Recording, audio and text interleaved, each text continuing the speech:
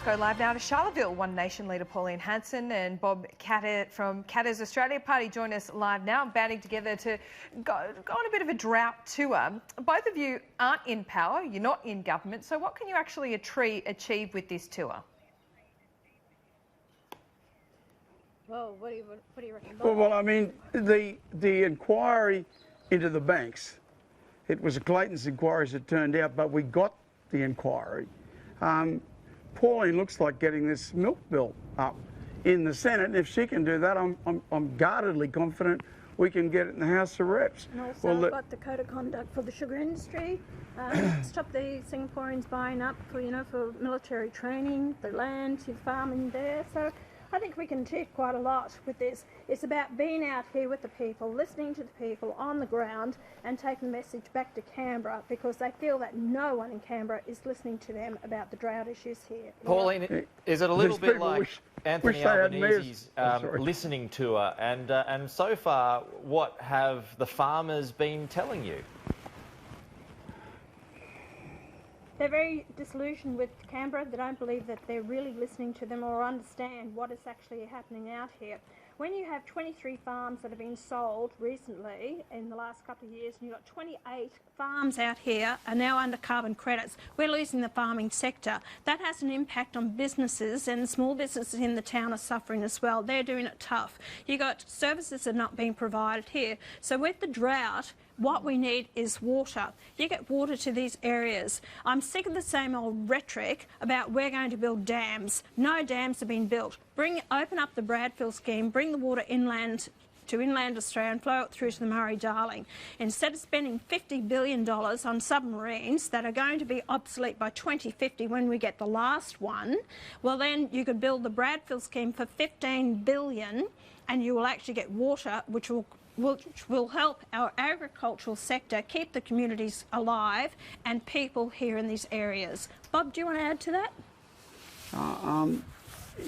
One of the things they've told us is that the state government has closed down 1 million acres of farmland in this area.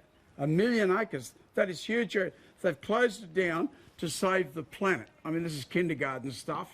But the federal government has said that the fodder is in the hands of the state government.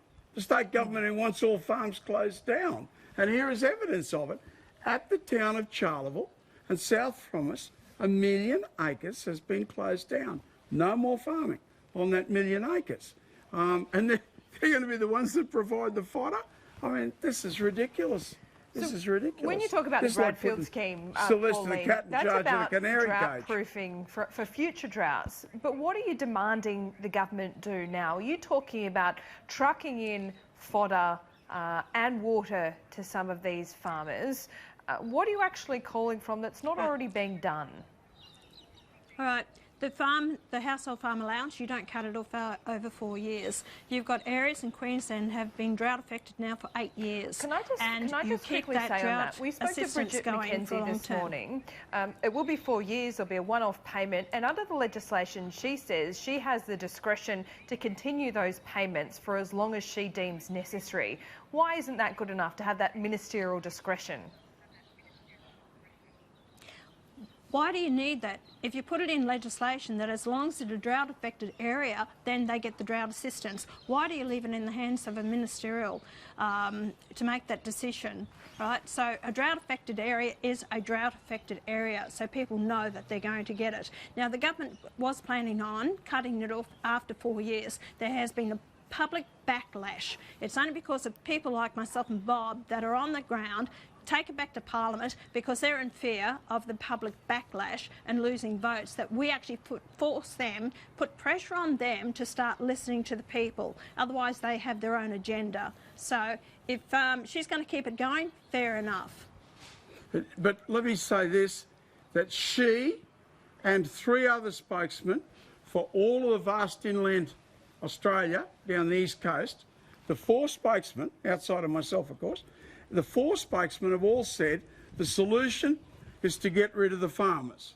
Now, the way they said it was, I think a lot of these people should go and get a job because, some of them really shouldn't continue on. So their solution, the farmers are in desperate trouble, get rid of the farmers. That's the solution. Well, we're here to say no, that is not the solution, that is the problem. Your attitude, Mr. LNP, is the problem. Now, I've got to single out the Prime Minister and the Deputy Prime Minister because they've had a different attitude. When I got the Prime Minister up Julie Creek, we got everything we wanted off him. No complaints. That's very rare. Fantastic job. In this case, he is listening to the representatives of this area, National Party LNP. He's listening to them. Therein lies the problem. And the National Party leader is also listening to them. To some degree, he has to. But so we've got a state government that's closing the industry down, and the other government is saying, oh, it would be really better if they all go. All right, Pauline Hanson, Bob Catter, good luck with the tour. Appreciate your time this morning. Thanks very much for joining us. Thanks, bye.